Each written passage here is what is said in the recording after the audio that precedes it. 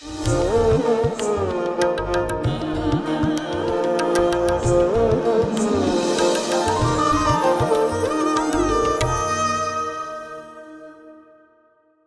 भजन दिल्ली होता था, स्वामी ने डांट मेरे को इधर मारी।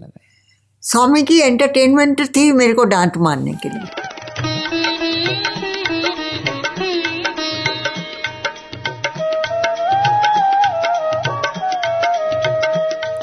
सेवा से बेटा देखो, इट गिव्स आनंद। उनका सेवक होना, उनके चरणों का दास होना बेटे बड़े भाग्य की बात होती है। स्वामी किसी के कहने से किसी को गुस्सा नहीं करेंगे। इसलिए ये मैंने शुरू से समझ लिया। पहले आश्चर्य होता था कि ये तो मेरा कसूर नहीं था, स्वामी तो मेरे को गुस्सा कर गए। कसूर उसका और गुस्सा मेरे ऊपर निकाल गए, पर मैं चुप रहती थी। क्यों? बाद में ये मेरे दिमाग में आया, देखो वो डाल देते हैं ना, विचार आया कि स्वामी को शिकायत पसंद नहीं। ये मेरा प्रैक्टिकल अनुभव है। स्वामी को शिकायत लगाना पसंद नहीं। कसूर मेरा भी नहीं होता था, फिर गुस्सा मेरे ऊपर निकालते थे। और एक बार तो देखो, अंदर पानी मैंने नहीं डाला, मैंने मना किया दूसरे वॉलंटियर को, मत डालो मत डालो, वो पर उसने मेरी सुनी नहीं, डाल दिया। जब गरम गरम फर्श के ऊपर पानी डाल दोगे तो वहां से तो भाप निकलेगी जी। अच्छा, वहां से आए, आके मेरे को बड़ा गुस्सा किया और बरामदे में जाके बोल दिया कि मिस छोरी ने पानी डलवाया और मेरी सारे लेग्स में किया किसी और ने, और मैंने मना किया और इल्जाम मेरे ऊपर। पर मैंने ना उसको कुछ बोला ना स्वामी को बोला, स्वामी मैंने नहीं किया, ये इसने किया। क्योंकि ये पहले से मेरे दिमाग में था, स्वामी को शिकायत बिल्कुल पसंद नहीं। वो अंतर्यामी है, उनको मालूम है मैं ऐसा काम नहीं कर सकती, करूंगी नहीं। एक चुप 100 सुख, ऐसा मैंने समझा। पर मैंने उसको भी नहीं बोला कि डाला तुमने, स्वामी मेरे को गुस्सा कर गए।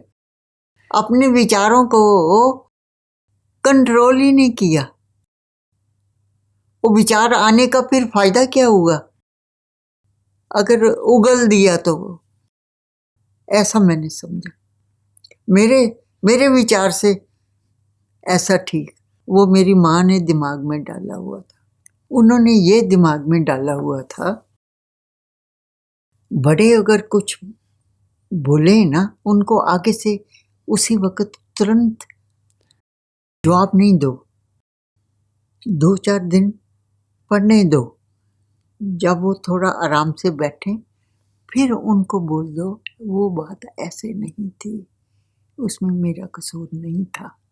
ये शुरू से माँ ने दिमाग में डाल दिया। स्वामी ने मेरे को बड़ी डांट मारी एक बार। घर में भजन होता था, यहाँ ये मैं उत्तर देती हूँ। घर में भजन होता था तो जाती बार प्रसादम देते थे, तो मैं ऑर्डर करती थी, बड़े फर्स्ट क्लास पेड़े बनते थे। जाती बार लोगों को विभूति और वो प्रसाद दे देना एक एक करके। चलता रहा काफी देर। इधर आते थे जब दर्शन के लिए आते थे, Swami again got angry with मी।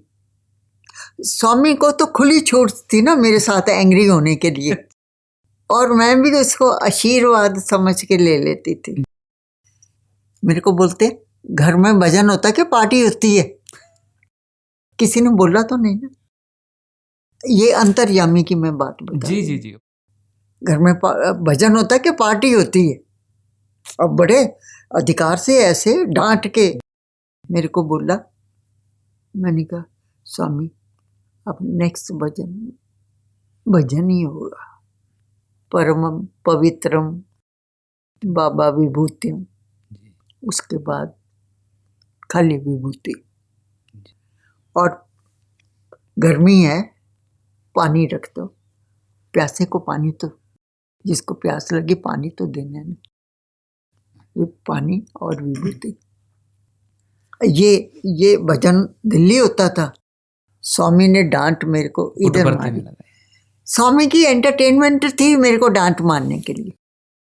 उनको जी। भी तो एंटरटेनमेंट चाहिए ना। फिर उसके बाद स्वामी को मेरे साथ गुस्सा भी नहीं किया कभी।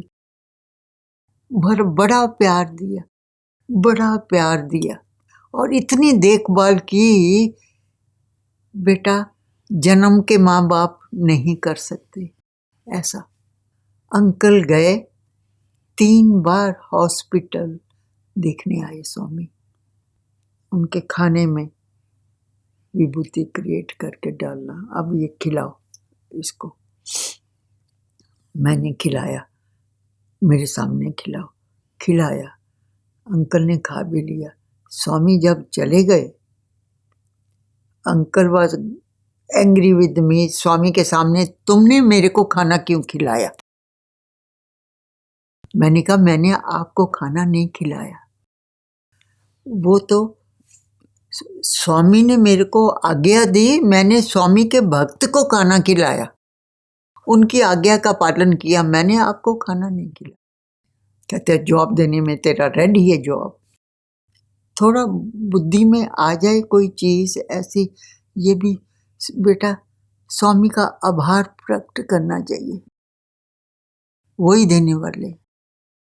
हर वक्त हर मॉर्निंग में ज्योति जला के प्रार्थना में यही बोलती हूँ, प्रभु सुबुद्धि देते रहना, सुबुद्धि देते रहना, सबका कल्याण करना, और मुझे सबुद्धि देते रहना। क्योंकि बुद्धि चक्कर खाने में टाइम नहीं लेती, सूक्ष्म रेखा है। ईगो तो रेडी रहती है ना घुसने के लिए, कमरा तो एक ही है, वो अंदर घुसी नहीं तो विवेक बाहर निकला। विवेक और ईगो ना, they just do not get along at all. इसलिए वो विवेक को ही रखा रहने दो, बुद्धि को।